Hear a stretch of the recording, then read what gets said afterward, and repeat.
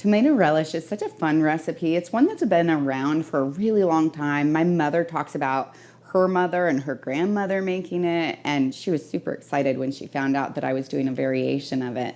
Tomato relish goes well on anything that you would eat your ketchup or your relish on. It's this lovely tomatoey flavor, but it still tastes like a relish. It's kind of amazing, which kind of makes sense based on its name, right?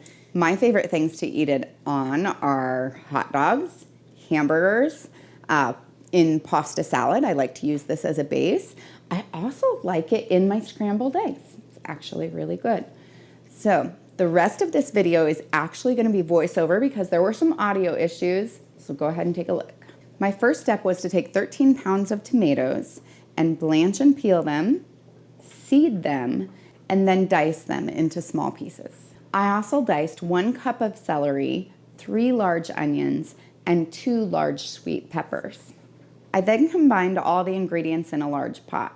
So that was 13 pounds of tomatoes, 1 cup of celery, 3 large onions, 2 large sweet peppers, 2 cups of white vinegar, 1.5 cups of brown sugar, 3 tablespoons of mustard seed, 2 tablespoons of salt, and 1 tablespoon of cinnamon. So then I go ahead and stir it all together, and I place my pot on the stove and I'll allow it to simmer for about 2 hours. So once it gets to a simmer, that's when I start the timer. What I want is for it to be nice and thick. With my relish thickened, I'll now fill my jars up to 1/2 of an inch of headspace. And it's also a good idea to use a damp cloth to clean the rim of the jars. I'll also place the lid on top and I'll tighten the ring to fingertip tight.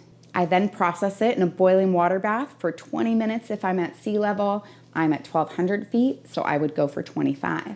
Now that the water has begun to boil, I'll place my timer for 25 minutes. The timer just went off, so now I'll remove the lid and turn off the burner and allow these to cool for 5 minutes. I then remove the jars from the canner using my jar lifter and I place them on a heat-resistant surface. I try to space them out about 1 to 2 inches so that they can cool quickly. I'll let them rest for 24 hours before I remove the ring, check the seal, and wash the outside with hot soapy water, and then put them in a cool, dark place and use them within 1 to 3 years. I then taste tested this and it's so good. It's kind of sweet, but then kind of savory and pickly.